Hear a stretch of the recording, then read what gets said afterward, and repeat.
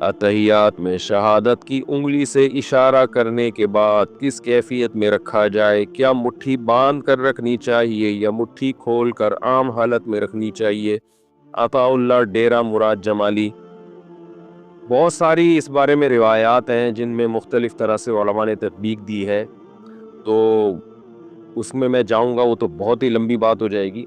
تو اس میں جو مفتی رشید احمد صاحب رحمہ اللہ کی تحقیق ہے اصل فتاوی کی، غالباً دوسری جلد میں پورا رسالہ ہے اس پر، اس میں بڑی زبردست انہوں نے پوری تحقیق لکھی ہے۔ اس تحقیق کا حاصل یہ ہے کہ یہ درمیانی انگلی اور انگوٹھے سے اس طرح سے چھلا بنایا جائے، اشہدو اللہ پہ انگلی اٹھائی جائے اور الہ پہ جھکا دی جائے، گرائی نہ جائے، بس اتنا جھکا دی جائے۔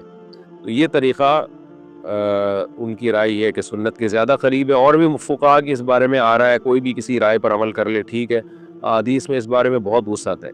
لیکن یہ جو ہمارے یہاں بعض حضرات نے شروع کر دی اس طرح سے انگلی ہلاتے ہیں، یہ ہمیں کسی حدیث میں نہیں ملتا۔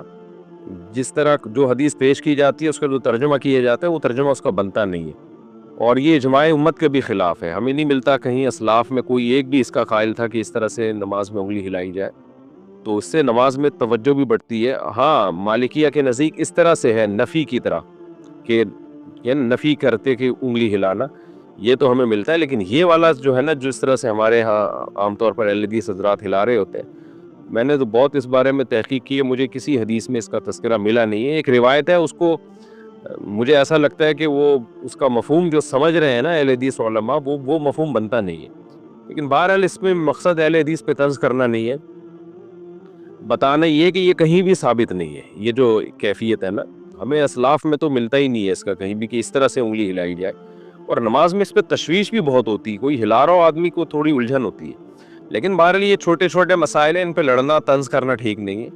تو اگر کوئی ہلا بھی رہا ہے تو ہلانے دیں اس کو، اس کے ہلانے سے اتنا نماز میں خلل نہیں ہوتا جتنا آپ جب آپس میں بحث کریں گے اور پھر ان چھوٹی چھوٹی چیزوں پہ مناظرے بازی اور پھر چیلنج بازیاں، اس سے جو امت میں نا اتفاقی پیدا ہوگی وہ زیادہ خطرناک ہے۔ تو کوئی اس طرح رائے پر عمل کر رہا ہے تو کرنے دیں اس کو، آپ نہ عمل کریں، آپ وہی کریں جو ائمہ اربعہ کا مذہب ہے، جو قرآن و سنت کو آج کے لوگوں سے زیادہ سمجھتے تھے، اور اس پر بہت ساری احادیث بھی ہیں۔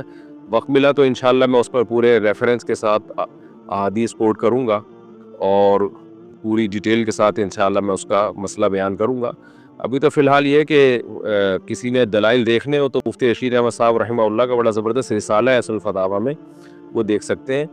اس میں جو ان کی تحقیق ہے وہ یہ کہ چھلا بنا کے نا انگلی اٹھائی جائے اور پھر الا اللہ پہ گرا دی جائے، جھکا دی جائے، گرائی نہ جائے، بس ایسے رکھی جائے۔ یہ بھی ایک رائے ہے۔ باقی کوئی کسی اور طریقے سے عمل کرتا ہے تو وہ بھی ٹھیک ہے، اور کوئی انگلی نہیں اٹھاتا بیٹھا ہی رہتا ہے ایسے تو بھی ٹھیک ہے۔ یہ کوئی اتنے بڑے مسائل نہیں ہیں جن میں کوئی بہت زیادہ وقت کو اپنا ضائع کیا جائے یا اس کو ایشو بنایا جائے۔